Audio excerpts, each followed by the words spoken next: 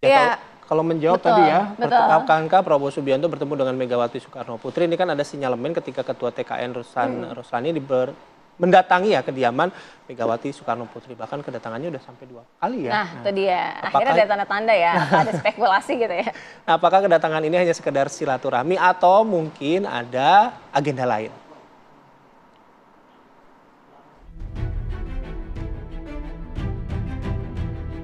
Kedatangan Ketua TKN Prabowo Gibran, Rosan Ruslani, ke kediaman Ketua Umum PDI Perjuangan Megawati Soekarno Putri menimbulkan banyak spekulasi.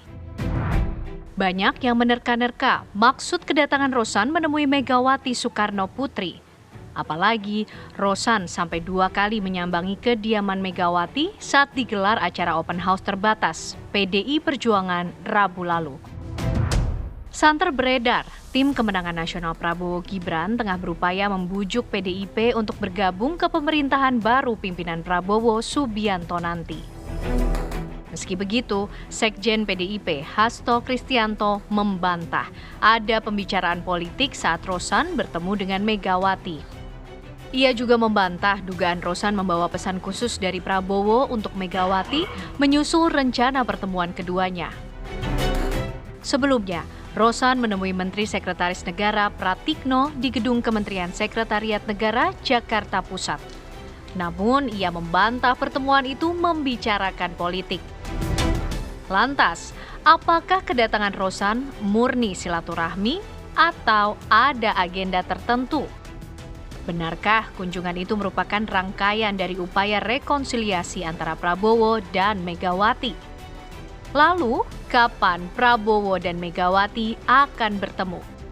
Apakah pertemuan tersebut akan berdampak besar mengurangi ketegangan politik saat ini? Tim TV One mengabarkan.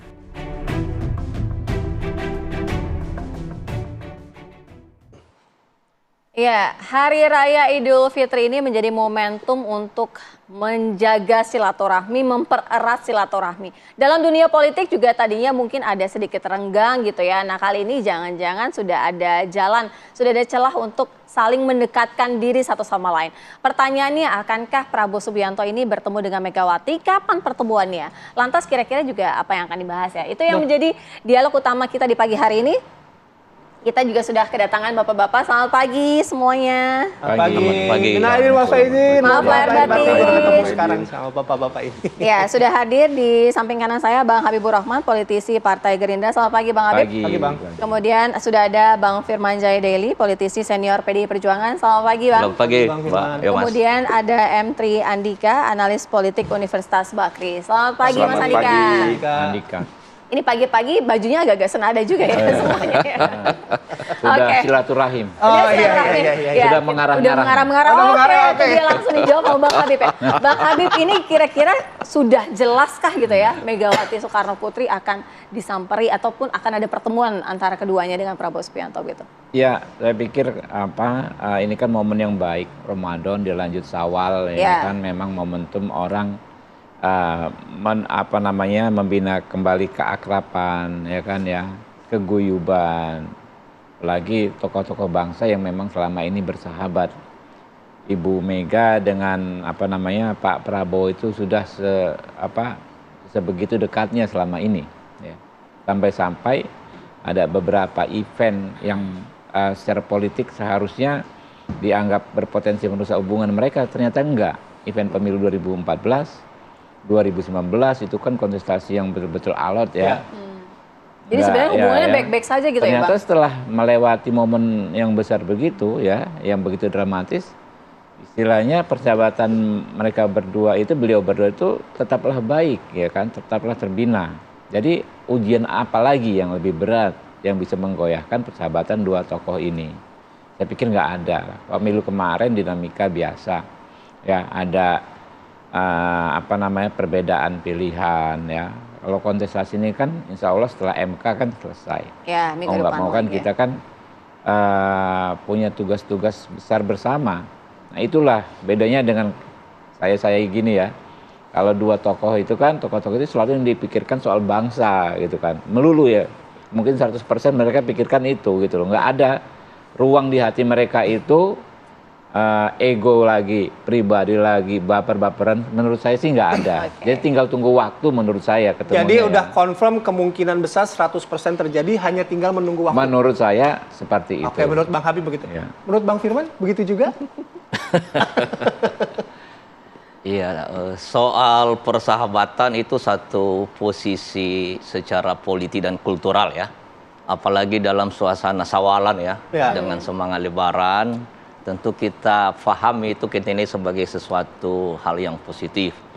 Tetapi karena ini berkaitan dengan solid politik bernegara, maka tentu kami dalam posisi menunggu proses politik konstitusional, menunggu proses hukum konstitusional, terutama yang berkaitan dengan di Mahkamah Konstitusi.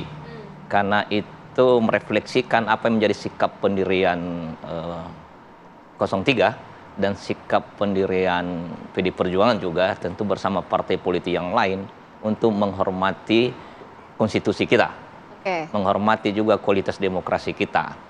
Oleh karena itu maka tentu persahabatan ini, tentu juga komunikasi politik itu diletakkan dalam konteks tahapan-tahapan politik konstitusional. Jadi ini menjadi catatan bagi kami dan tentu sebagai Presiden kelima Republik Indonesia, Ketua Umum PD Perjuangan, Ibu Megawati Soekarnoputri tetap dalam posisi sebagai negarawan, tetapi tentu juga sebagai pemimpin yang mengakomodasi dan mengagregasi apa yang menjadi aspirasi rakyat berdasarkan kedaulatan rakyat. Itu kan secara, mohon maaf ya Bang Firman, itu kan secara normatif begitu ya. Relasi antara kedua tokoh negara, tapi kehadiran Pak Rosan Roslani juga kan kemarin, ya mungkin kita bisa membacanya ya namanya silaturahmi gitu. Tapi kan bagaimanapun tidak bisa lepas dari peristiwa politik dan tokoh politik gitu. Ada yang disampaikan kemarin sama Pak Roslan?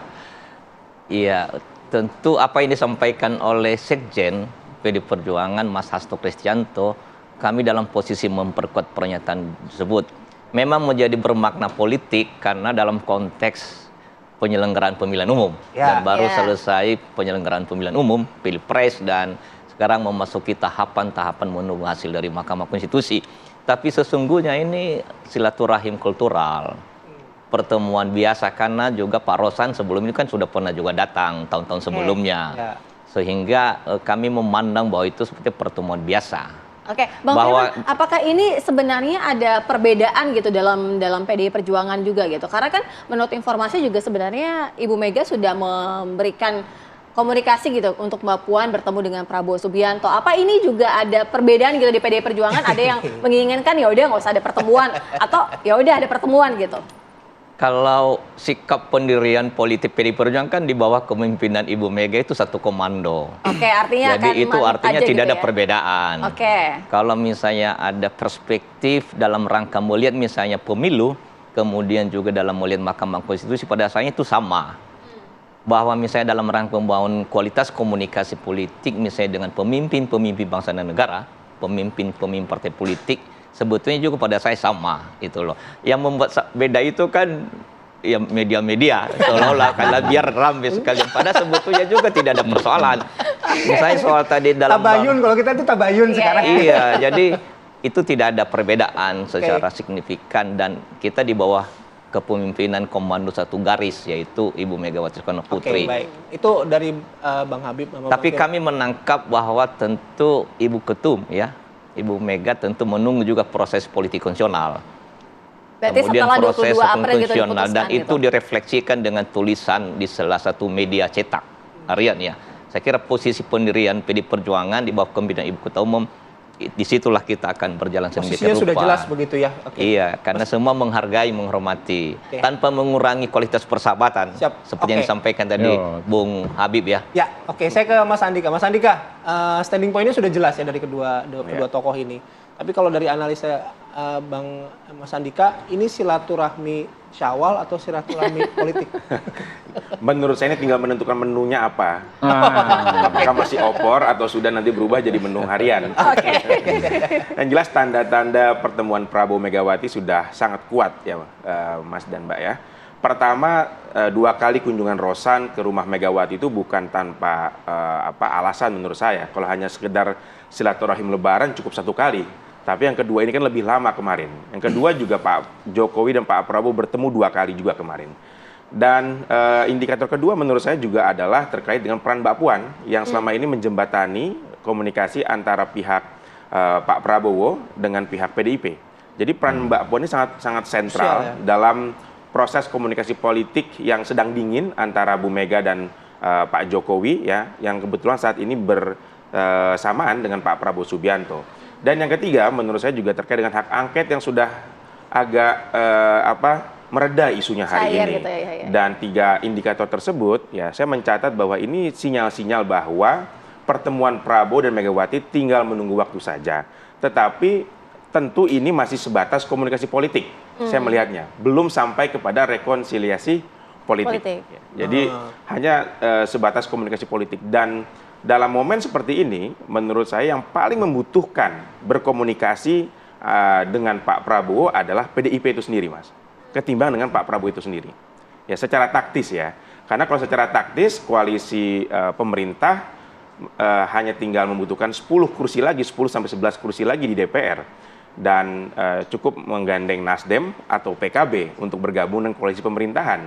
Tetapi bagi PDIP hari ini adalah meskipun PDIP sebagai partai pemenang pemilu, tetapi kursi ketua DPR ini kan juga belum terlalu aman, ya. Belum terlalu aman meskipun dalam Undang-Undang MD 3 hari ini otomatis adalah partai pemenang. Tetapi kalau kejadiannya sampai bisa mirip dengan pemilu 2014 itu sesuatu yang menurut saya membuat PDIP juga deg-degan, ya. Sehingga untuk jangka pendek komunikasi dengan pihak pemerintah itu sangat dibutuhkan oleh PDIP. Oke, dibutuhkan oleh PDIP. Sampai mana urgensinya PDIP membutuhkan komunikasi dengan Pak Prabowo, kita bahas sesaat lagi. Kami kembali.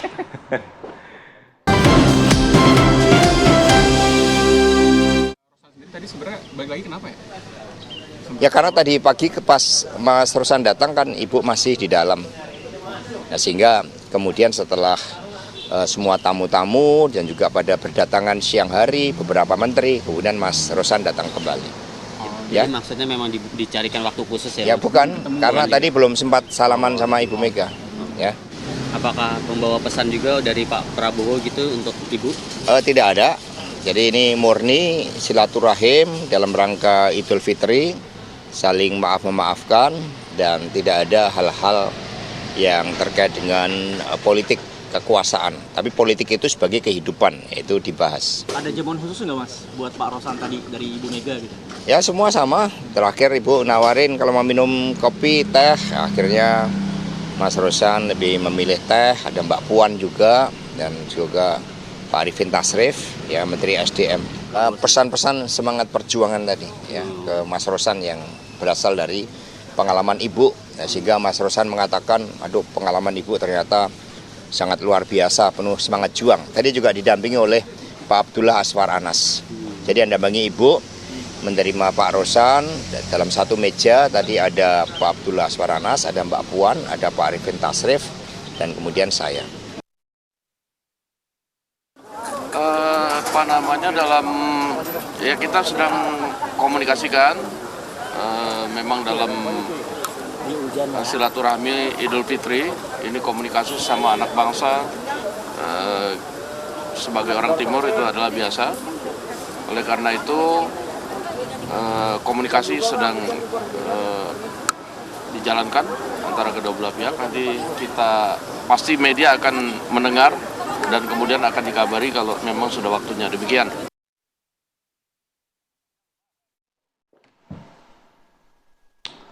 Oke, kita lanjutkan lagi perbincangan. Saya langsung ke Bang Firman dulu. Bang, tapi kalau misalnya tadi melihat analisis dari Mas Andika, yang lebih urgent sebenarnya P3 sebenarnya, PDIP gitu yang bertemu dengan Pak Prabowo. Sepakat nggak dengan itu ya? Kayaknya punya kepentingannya jauh lebih besar untuk itu. PD Perjuangan sudah biasa menjadi partai koalisi dan pemimpin koalisi, dan juga sudah biasa dengan tradisi oposisi. Bahkan sebelum reformasi sudah menjadi oposisi. Jadi kita dalam posisi bukan mengambil inisiatif dan berkepentingan betul, tapi bahwa penting soal bernegara, membangun bangsa negara ini dalam kaitan dengan komunikasi politik, iya. Tapi sembari saya meluruskan juga perspektif yang dibangun itu. Apalagi kalau melihat kepemimpinan Ibu Mega yang sangat kokoh, teguh ya. Nah, untuk itu maka saya memang bersilaturahim dan menyampaikan permohonan maaf datang dalam rangka Lebaran ke Teguh Umar dan sempat berdiskusi juga dengan Ibu Ketua Umum. Satu meja ada juga Pak Sekjen, Mas Hasto, dan juga Menteri Penentuan Peraturan Negara dan Reformasi Birokrasi dan Wakil Kepala BRIN, Badan Riset dan Inovasi Nasional. Dan Ibu menyampaikan pesan-pesan etik moral bernegara bahwa penting soal Mahkamah Konstitusi, penting menunggu tahapan-tahapan konstitusional pemilihan umum, kemudian supaya kita jaga dan kita rawat. Beliau menyampaikan soal hal-hal yang penting lah, soal bermasyarakat, berbangsa, bernegara. Kami juga menyampaikan soal perkembangan hukum dan konstitusi Indonesia. Dan untuk itu maka itu prioritas utama terlebih dahulu. Karena selalu pendekatan kita bukan pendekatan kekuasaan, tapi pendekatan kerakyatan, pendekatan kebersamaan dalam rangka untuk menjaga konstitusi kita, menjaga demokrasi. Tapi bahwa perlu dan penting komunikasi, ya. Karena politik itu adalah komunikasi. Nah, Bang Firman, politik itu adalah komunikasi. Artinya kalau misalnya sebagai PDI Perjuangan ini DNA oposisi begitu ya saat ini, tapi karena komunikasi politik walaupun masih menunggu MK akan melunak juga bisa dong? Kita melunak menunggu. Dan bergabung begitu? Tentu ada sikap pendirian langkah-langkah strategis konstitusional akan disampaikan secara kepartaian pada saatnya. Tetapi memang yang kita utamakan ke depan kan adalah bagaimana basis permohonan kita di Mahkamah Konstitusi itu diterima, dikabulkan oleh Mahkamah Konstitusi tanpa mengurangi persahabatan politik, tanpa mengurangi komunikasi politik, karena kita bisa pilih secara bernegara. Makanya yang kita kedepankan adalah politik bernegara. Nah, yang paling utama adalah bagaimana kerakyatan ini, kemakmuran, kesetaraan itu dikedepankan melalui kepemimpinan di pemerintahan dan juga melalui pola-pola komunikasi dan kepemimpinan baik oposisi maupun juga koalisi. Sebetulnya terminologi oposisi dalam konteks sistem presidensial kan tidak ada ya. Dalam konstitusi kita juga. Ada. Tapi kita memang membangun apa yang disebut dengan politik berimbang, check and balances gitu. Ini tradisi demokrasi. Oke, Bang Habib, masih malu-malu nggak sih PDIP? Ya kalau Bang Habib kan udah pede gitu ya, pertemuannya akan berlangsung pasti itu 100%. Nah, sementara jadi gini, menarik ya, saya menyimak pernyataan Pak Hasto bahwa yang menjadi dibahas kemarin adalah bukan politik kekuasaan, tapi politik kehidupan. Jadi sesuatu yang lebih universal. Nah, kalau kita stressing pernyataan tersebut menjadi masuk akal bahwa apapun yang disebut misalnya rekonsiliasi atau memindah kembali persatuan itu semakin mungkin terwujud. Kenapa? Kita nggak bicara lagi seperti kata Mas Andika, hitung-hitungan posisi ketua DPR, ya kan, posisi menteri, siapa butuh siapa. Ini kan persoalan target kita sebagai bangsa ke depan. Ini kan menjadi bahasan semua paslon ketika kampanye kemarin. Ini momentum yang satu-satunya bagi kita untuk lompat ke depan menjadi negara ekonomi keempat terbesar di dunia. Bonus demografi, situasi internasional yang sangat memungkinkan itu saat ini. Nah, itulah yang saya pikir dimaksud oleh Pak Hasto ya, sesuatu yang lebih universal. Memang kami orang politik tentu nggak akan mungkin tidak membahas hal-hal yang detail, tapi jangan disimplifikasi bahwa hanya itu yang menjadi concern kami orang-orang politik ini. Bahwa memang kita berpolitik tentu seperti disampaikan oleh Pak Hasto, politik kehidupan, ada sesuatu yang lebih besar. Nah, ini hanya mungkin tercapai kalau elit rukun, kalau elit bersatu.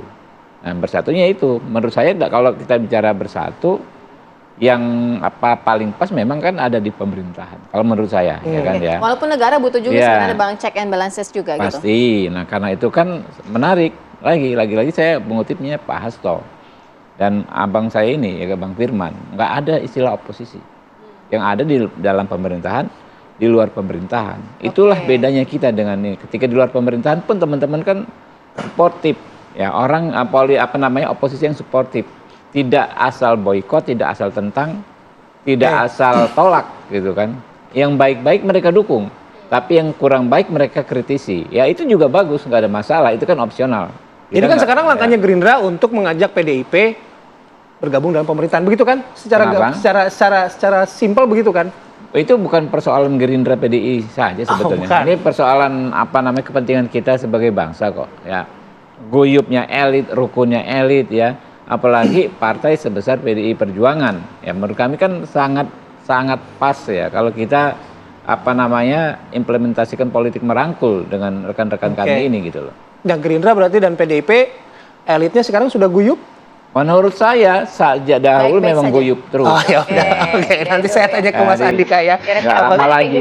Oke, tapi kita break dulu ya. Kami akan kembali saat lagi.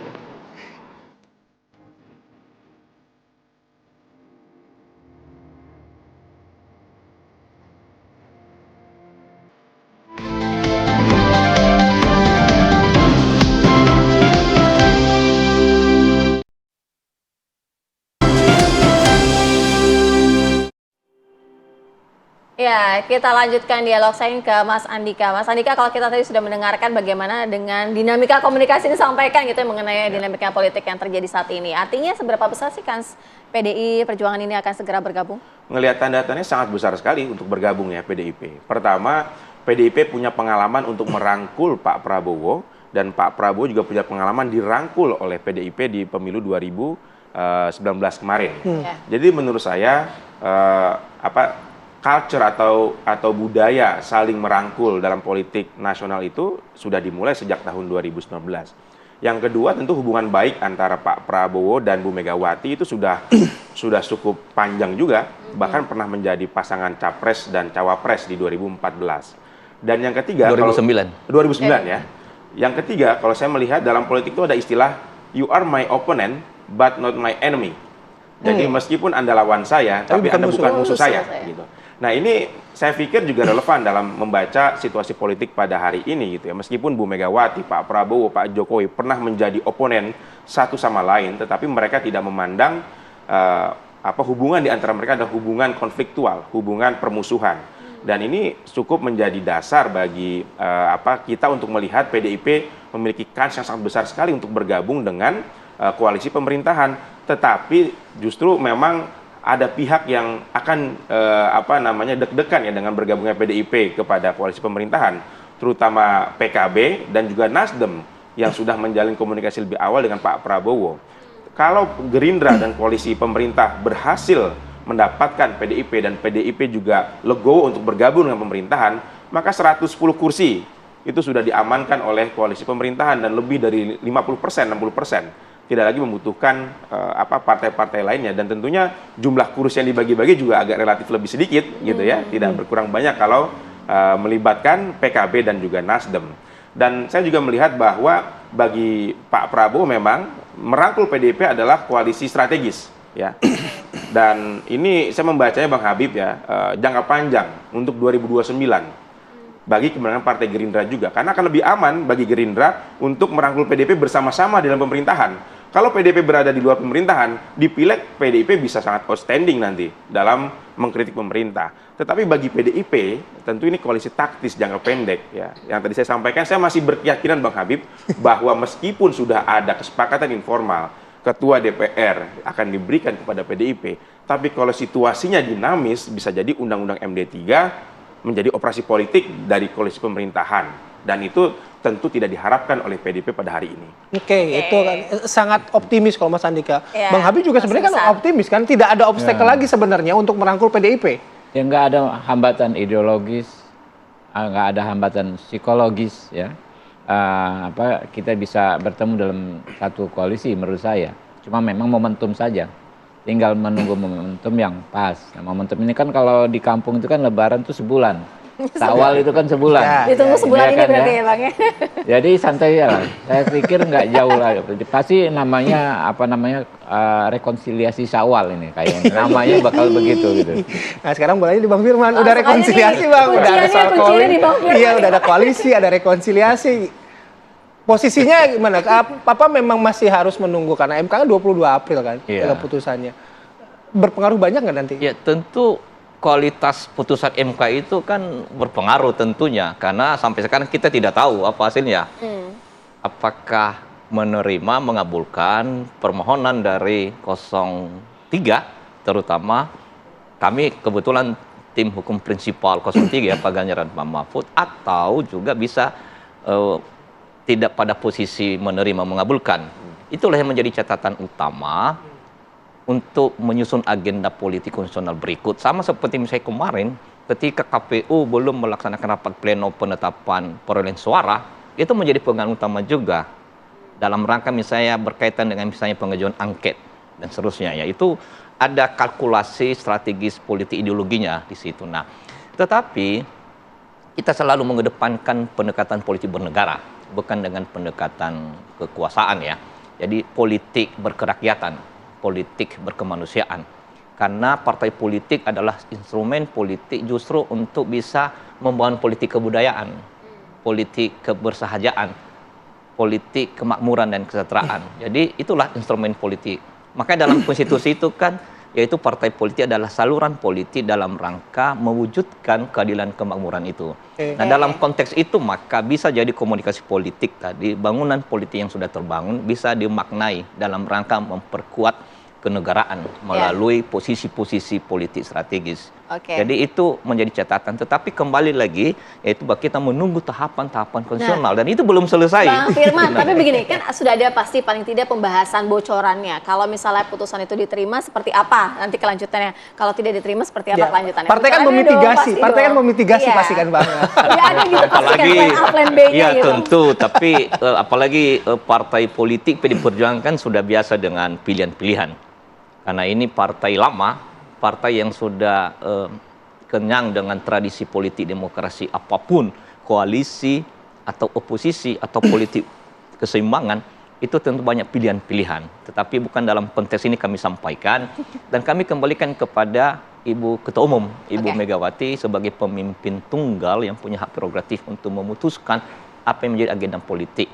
Bahwa banyak kader, banyak fungsionaris DPP untuk membangun komunikasi, ya. Termasuk misalnya soal juga kepemimpinan Ibu Puan sebagai Ketua DPR RI. Jadi itu dipandang tidak hanya sekedar sebagai Ketua DPP, tapi sebagai Ketua DPR RI juga. Tetapi bahwa misalnya soal Undang-Undang MD3, itu kan kebersamaan pilihan politik.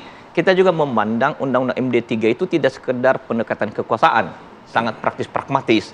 Dan pada akhirnya kan pasti ada penolakan dari publik, karena itu merefleksikan aspirasi publik. Dan itu juga di kabupaten, kota, dan provinsi menyimbolkan bahwa aspirasi publik itu melalui partai politik. Siapa yang banyak kursi, maka itu yang menjadi pemimpin. Jangan melihat partai politiknya, jangan melihat orangnya, tapi melihat bahwa itu adalah merefleksikan aspirasi politik. Dan kita udah sepakat itu. Jadi kami yakin 2014 kejadian waktu direvisi Undang-Undang MD3 tidak terjadi lah di 2024. Karena kita akan mundur itu ke kesepakatan bersama itu. Baik, berarti artinya kan kita masih tetap menunggu tanggal 22 April ya. Memang kalau politisi-politisi senior ini susah kita ya cari jawabannya. Mas Andika makasih, Bang Firman makasih, Bang Habib juga terima kasih sudah hadir. Assalamualaikum warahmatullahi wabarakatuh. Kami jeda, nanti kami kembali dengan informasi seputar libur Lebaran sesaat lagi.